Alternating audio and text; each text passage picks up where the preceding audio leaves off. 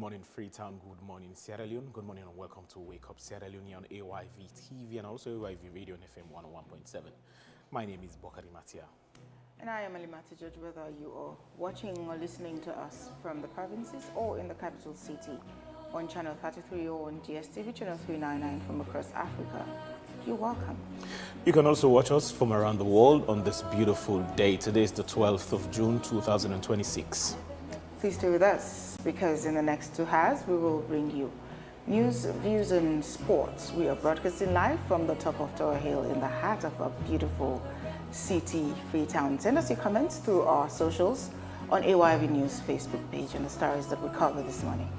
And talking of the stories we're covering here this morning, today Sierra Leone joins the rest of the world to commemorate World Day Against Child Labor in advocating to raise awareness about children trapped in exploitative work, such as hawking, mining and domestic labor on the theme Red Card to Child Labor, Fair Play to Children, Decent Work for Adults.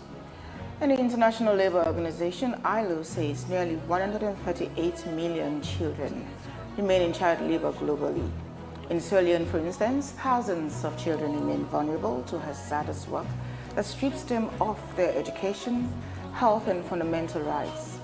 We shall be discussing the importance of the day.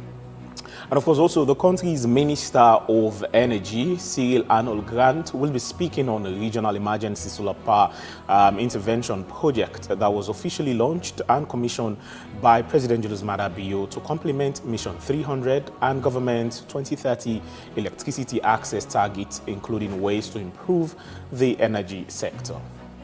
We shall also be evaluating the transformation from skits comedy to stand-up comedy, examining the successes, challenges, and discussing the way forward for the comedy industry. And of course, on our entertainment report today, Johnny, aka Big Flex, will bring you the latest entertainment news. We'd like to know what's happening in the entertainment news, especially with our Ambassador Caldenero. But before that, let's get a quick message from our sponsor, Cal Commercial Bank and other advertisers. And we shall be right back with you. More and more people are using Wakeup SIM Copper Plus in their everyday lives. Did you hear that? She just transferred money for her daughter's school fees. And this man just paid for some products. Ah, Mr. Abu, are you sending money to your wife again? Yes, like Wakeup SIM Copper. Ah. Yes, like having money in my pocket. Ah, excellent. Thank you.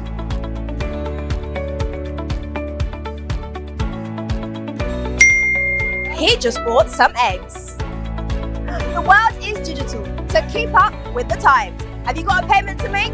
If so, just download Wakeup SIM Copper Plus now. You can download the Wakeup SIM Copper Plus app from Apple iStore and iPad or Google Play Store for Android users.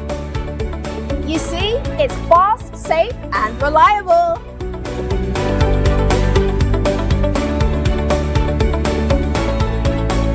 So I gotta go see some business partners. You didn't give me memory, Michael. Can if I kiss I give me this camp people not to in Dandy.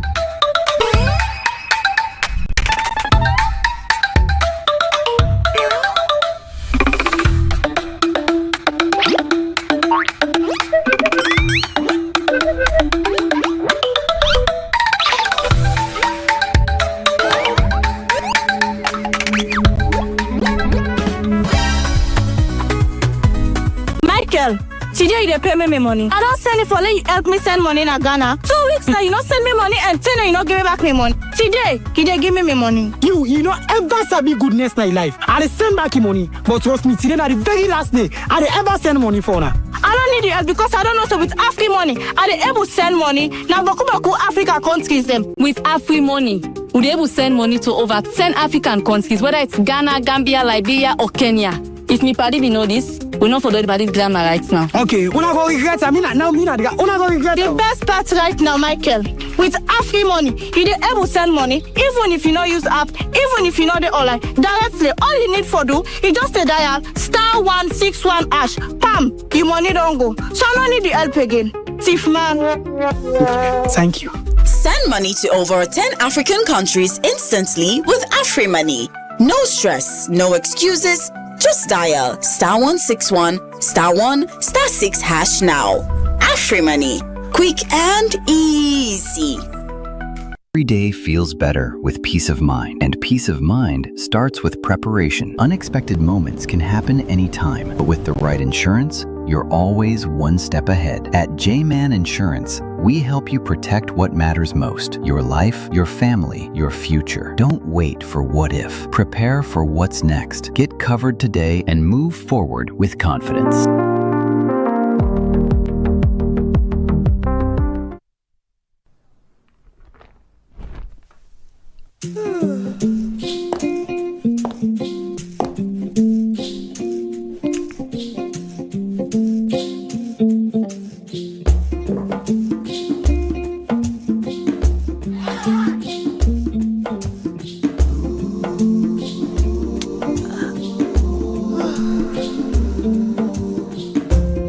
Good to see your face again. It's been a very crazy day. The joyous feeling in the air when rain falls on a sunny day. Happy, yeah. Let the stars, let the roll. Enjoy life's little pleasures with Maltina. Maltina, share happiness.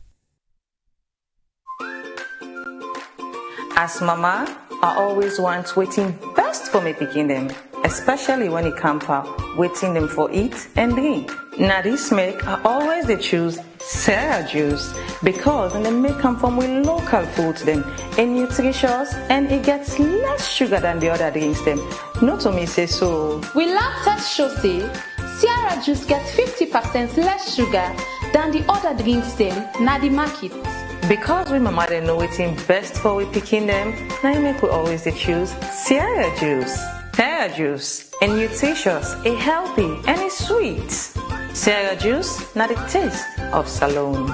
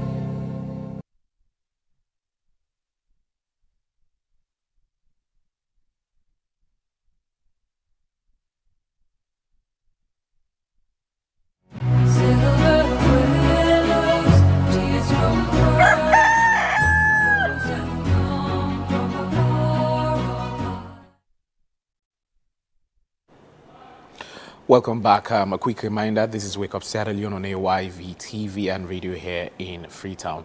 Now today, Sierra Leone joins the rest of the world to commemorate World Day Against Child Labor. The day is to advocate to raise awareness about children trapped in exploitative work such as hawking, mining and domestic labor on the theme Red Card to Child Labor, Fair Play for Children, Decent Work for Adults. The International Labour Organization, ILO, says nearly 138 million children remain in child labour globally. In Sierra Leone, for instance, thousands of children remain vulnerable to hazardous work and strips them off their education, health and fundamental rights. Yes, and of course we shall be discussing that this morning here in the studio. But also as well, whilst we're discussing the importance of World Labour Day Against Children, such as hawking, mining, domestic labor, amongst other things. To discuss all this and more, we have in our studios Fatim Ibrahim Kagbo. She's the National Public Relations Officer of the Children's Forum Network. And also, joining us in the studio is the country's Minister of Energy, Cyril Arnold Grant. The minister is here to talk about the Regional Emergency Solar Power Intervention Project that was officially commissioned by President Julius Maada Bio to complement Mission 300 and the government's 2030 electricity access target, including ways to improve the energy sector. Good morning, Mr. Minister. Good morning, Fatima. Welcome. Good morning. Thank you for having me. Fatima, let's start off with you, commemorating this day. Why is it important that we observe the World Day Against Child Labor under the theme, red card to child labor, fair play to children, and decent work for adults? What message does this theme send, to children and to adults in general? I'd like to start by saying good morning and thank you for having me. It is important for our voices to be in discussions like this, most especially when it has to do with children. And the importance of this day, to celebrate this day, is for us to let the world know that children are I can't say we are the future, we are the leaders of tomorrow, and if we're the leaders of tomorrow, we need to be protected in from all forms of violence, abuse, and everything. So it is important for us to celebrate this day because it helps us, the children, to be aware of our rights and of things that protect us from abuse. So having to celebrate this day as children, it's a reminder that we are valued in society and our contributions are heard and our voices at the top when it comes to decision making and platforms for child protection as a whole. How serious is child labor? I mean, in the context we're discussing this morning, you look at areas like mining, even in Freetown, you look school going hours when children should be in school, you see children hawking within the central business district of Freetown, and you see educated personalities who should know better don't ask questions and say, why are you not in school? Why are you out here, accompanying an adult to beg when you should be in school? How serious is the issue? We have beautiful laws. We've had the repeal and replacement of the old Child Rights Act, which I'm proud of. We were part of that cohort in 2006 that spoke with the then Vice President, Solomon Berewa. We had that law in 2007. We've had the repeal and but then issues like this that are causing child labor. How serious is it in Sierra Leone? So one of the things for me when it comes to child labor is how we as Sierra Leoneans neglect it. And then coming to how serious it's, let's say 10, it's a 9. Because you can see a 5-year-old having a big rubber bowl of packet water selling on the street. So it's a call to concern, and it's very, very, very, very serious when it comes to how it has been happening around the communities, and most especially for children that should be in school but they're in the street selling. One of the things that stand out is, for me, that I think should stand out is how the government would be able to put one kind of stop to maybe time limits and then age limits for children that will be selling, because we know Sierra Leone is a poor country, and we cannot say families should totally abstain from children selling on the streets, but there should be this specific age limit and time limit. Talking about the Child Rights Act 2024, this is a very serious one. Yes, we have the laws, they are there at one corner in the table, gathering dust, but the implementation of those laws, most especially when it comes to protection for children, is what is the problem. And this is what we are telling the communities, this is what we are preaching to the communities. We can't have beautiful laws if we don't implement them how it should be implemented. So it is important, it's a joining force to government, not only government, because most of the times when we talk about child protection, we only focus on government. And we are the government, because we are the people, our parents are the people that voted them in. So if the community members, the society in all can come together and see how best they put an end to some of these issues, I think it would be a goal. It will be a stepping stone for protection of children in Sierra Leone. But when it comes to child labor and how serious it is, it's a call for concern. Fatim, what should be the responsibilities of parents and guardians? I know if you talk to government, you know, they will say, listen, we've gone to international conventions, you know, we've adopted those conventions, we've ratified them to the best of our ability to ensure that our children are safe. We are constrained with resources to ensure that we deploy personnel to, you know, look at children's affairs. That will be on the one end. But then again, parents should have responsibility. I know probably you've been following the news, you know, there are other issues also affecting children beside child labor. Recently, a man, you know, chopped off the arm of a child because he sent that child to go and charge phone, and he misplaced the card. So that child will now go as, you know, an amputee for life. We have issues like this that are happening in 2026, immediately after we've had the beautiful law of the Child Rights Act in 2024. What should be the responsibility of? Because at the end of the day, you have these beautiful laws, you know, you have the campaign, the sensitization, but parents will still continue to be parents. So one of the things for me in my home that my parents put is, how can I say, it's concern. That's the first thing, because if you look back at what was happening around the child and the parents, like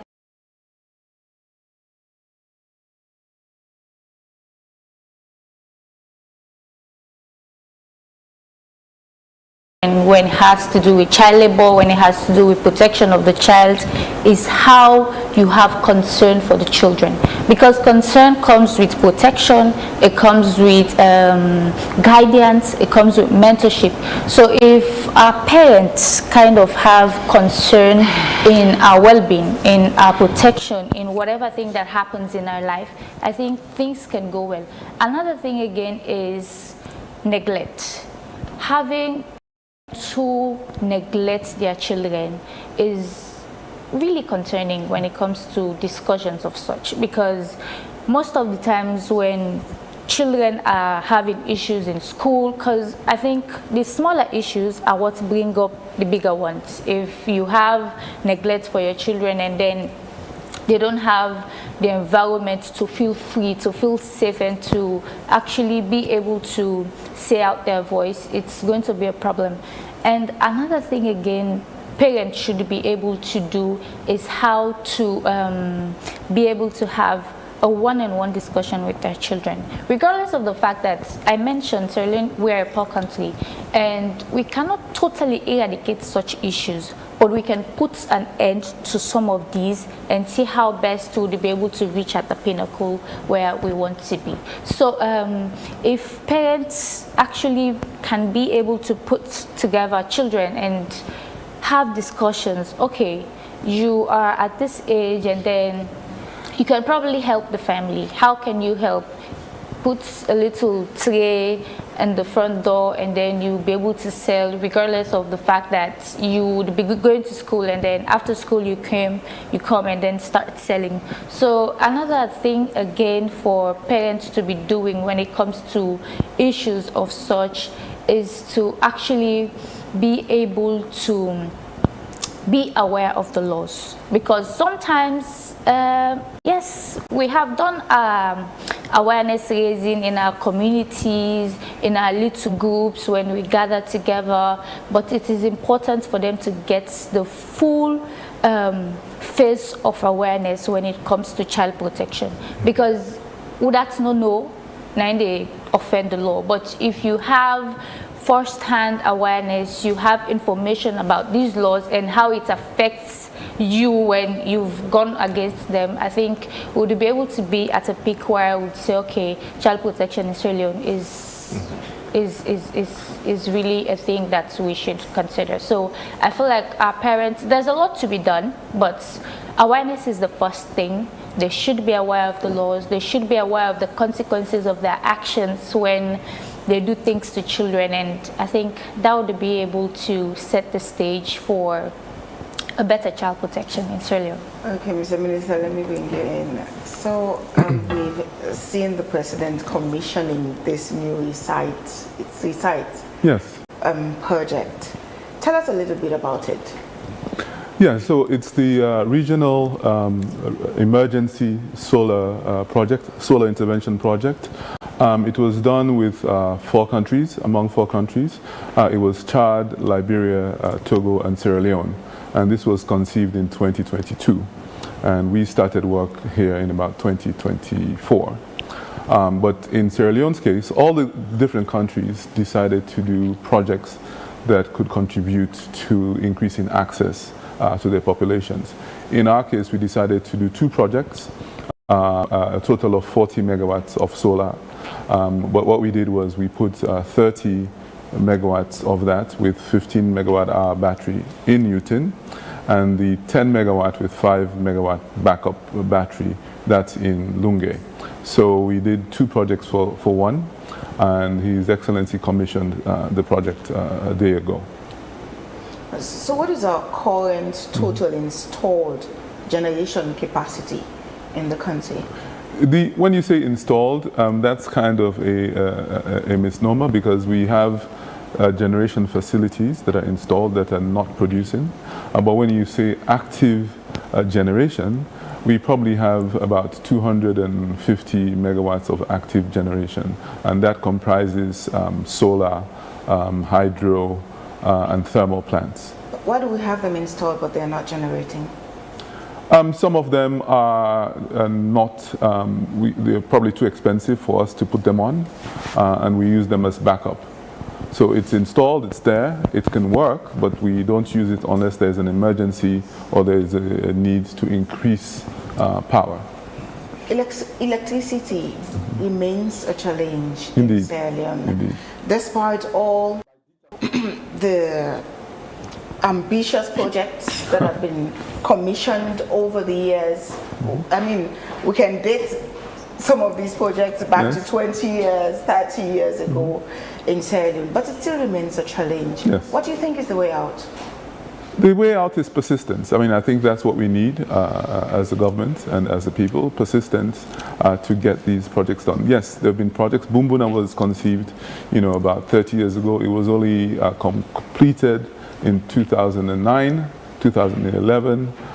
So it's a work in progress. And also, don't forget that in 2009, in 1973, when Bumbuna was conceived, our population was probably about 4 million, 6 million. Now our population is edging up to 9 million. There's more demands on us as a nation.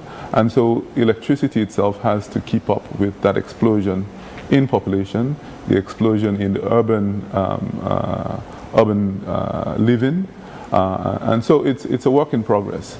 So I would say that we've made lots of progress. The Respite project is one of them that's going to help us keep up with the explosion in demand. The Nant project that is also being built in Kisi, which will be ready first power in 2027, is another. The Bumbuna expansion project is another project that we're working on that will provide additional power. Our goal, as you know, through the Mission 300, through our plan, which is the Mission 300, is to really increase the amount of access to our citizens. Right now, only about 36% of our citizens have access to any form of electricity, and those numbers are not good. So we want to double that number to 78, more than double, to 78% by 2030. So it is a work in progress, and you have to constantly be in front of the ball. Electricity is one of those issues. The more you build, the more the demand comes. So you always have to be on your toes to make sure that you are addressing those explosion in demographics, explosion in population as well. What's measurable? What would you say has been the measurable improvements that the ministry has achieved, at least in the last 6 months? It's very clear. We have actually put this project could have lingered and it could have been done in December, but our actual date 6 months ago was to complete the project on June 15th. So today is June 12th. The project is done.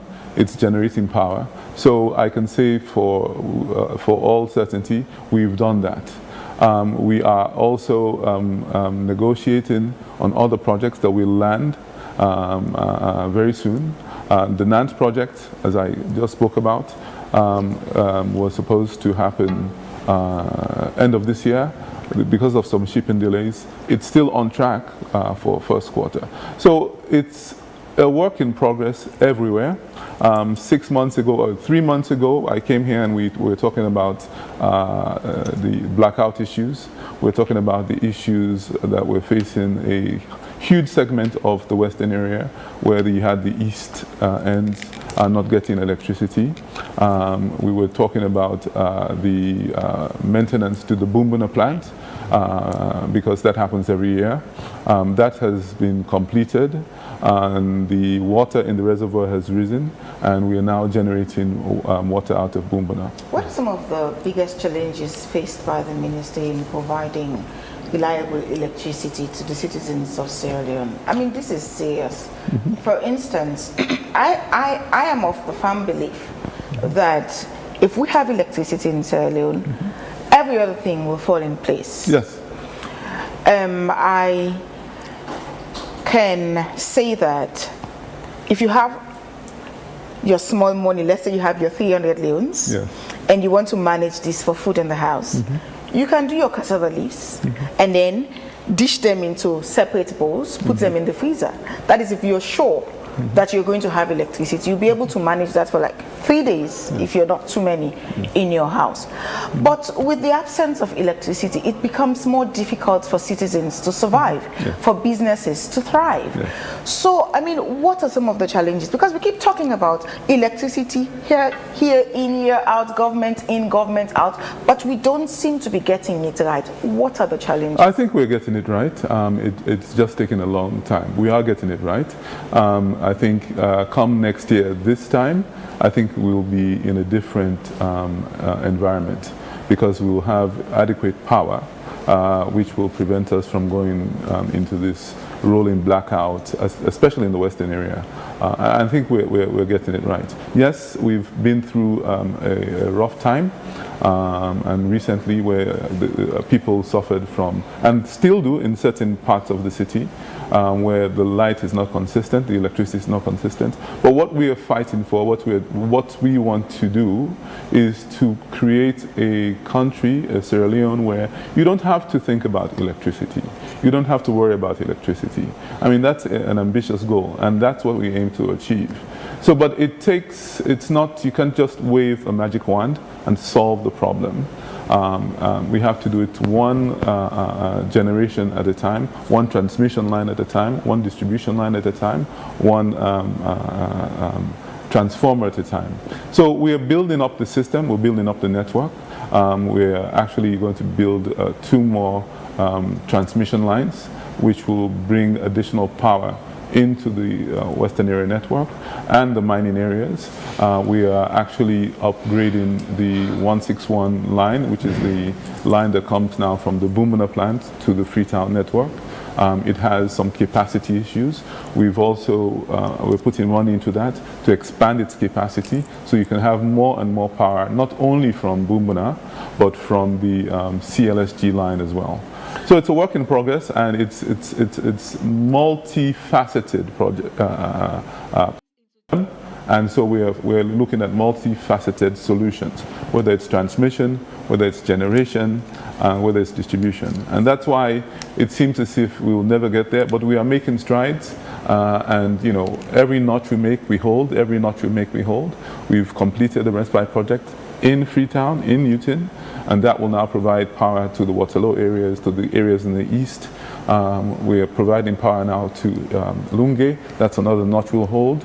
We're building another project in Benguima, It's another 20 megawatt solar project that will now provide power to the peninsula from Tombo all the way up. We're also at the same time building a line from Godrich with more capacity that will come and tie into that Benguima station. So there are a lot of projects that are actually going to push us forward into the future. Mr. Minister, the regional emergency solar power intervention project, yes. It sounds big. When you say regional, it sounds as if the entire Sierra Leone will benefit from this project, or is it, which areas were selected? No, so I should explain that. So when they said regional, they're talking really more about the West African region. So I think this was an innovative way of the World Bank and the government of Sierra Leone and the other governments thinking about our issues of energy and electricity supply. Before now, we used to think about Sierra Leone as a silo, Liberia as a silo, Chad as a silo, Guinea as a silo, in these countries, and then you go to these countries. And what you find is we have similar issues, similar problems in terms of access, in terms of electricity, cost of electricity. And in fact, one of the motivations for this project was the Ukraine war, when the cost of fuel spiked, just like recently with the Iran-Israeli war, the cost of fuel spiked. So we wanted a solution. Both Liberia and Sierra Leone went to the World Bank and said, listen, you need to give us some amount of funds to cushion the cost of fuel. And when we sat around the table, when the then ministers and the country manager of World Bank sat around the table, they then decided to use a regional approach, because if you give Sierra Leone, $50 million and you bring in a regional funds, the World Bank gives you double that. So $50 million will end up giving you a $150 million project. So when they looked at that, it was quite beneficial for us 4 countries to do that. So Sierra Leone had been given $25 million, which meant that our portion of this pie would then be $75 million.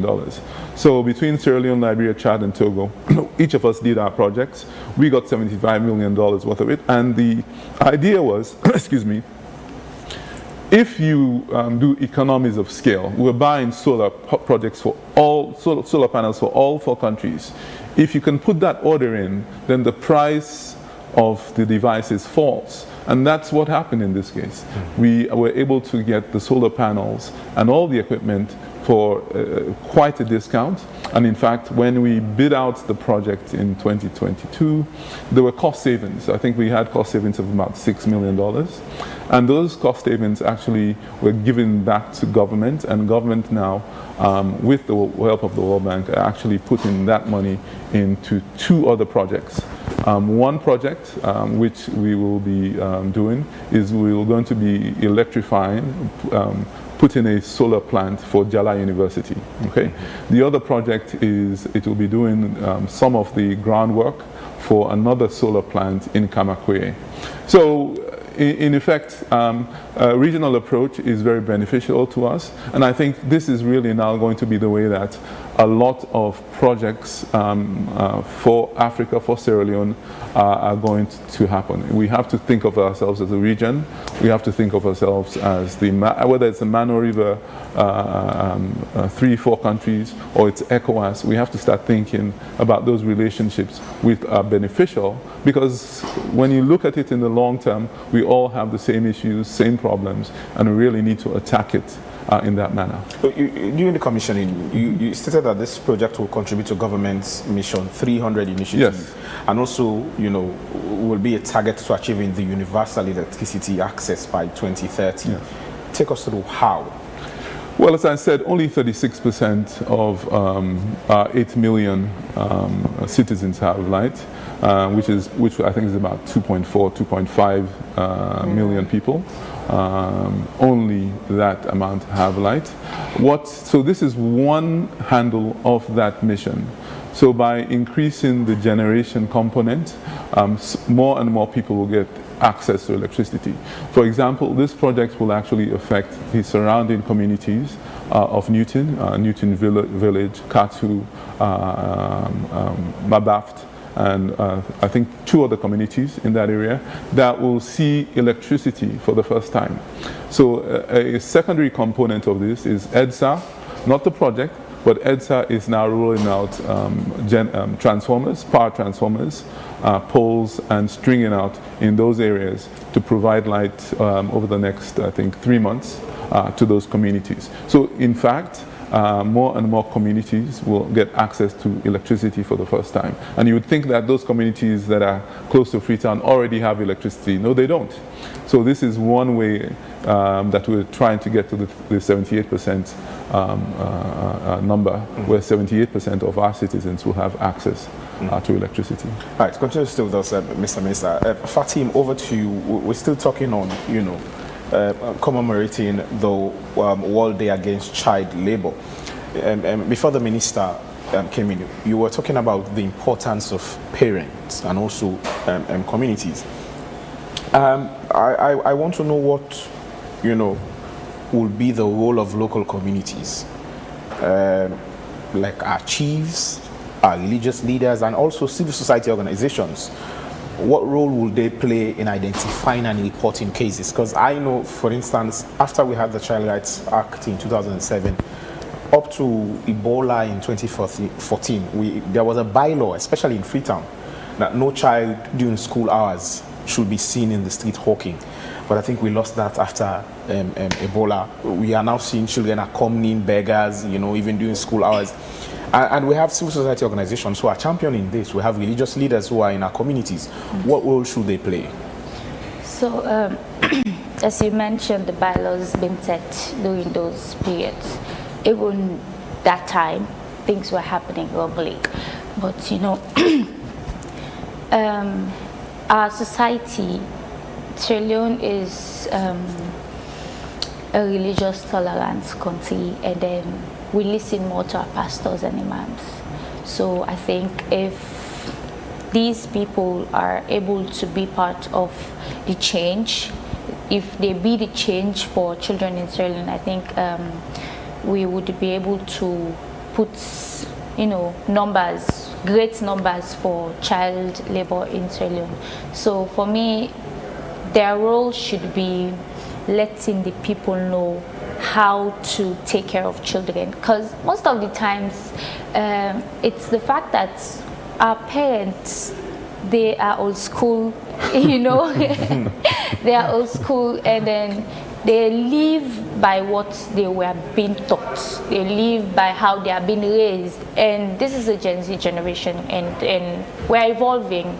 Evolution does not mean laws staying at the same side. It means for us to develop, and if we're developing, some of the bad things or maybe some of the archaic things should be left behind. And one of the things that is child labor. And then there are countries that are African countries, and if you go there, you just be like, it's just the open mouth. You will not see a single child on the street hawking. Not because they are the richest, but because they value children. I can take, for example, I was on the streets the other day. I came from CFN meetings, and then I saw a 5-year-old boy, 5 years, he was selling on the streets. But he was crying, he was actually crying. And then I said, what's wrong? He said, you don't lost your money. As I say, hey, you don't lose your money, why not go home and then tell your auntie, say, the money has been missing? And then he said, no. He said, if one block lost, I should not return home. That's it. So our parents don't have value for their children. So the community, when we talk about the community,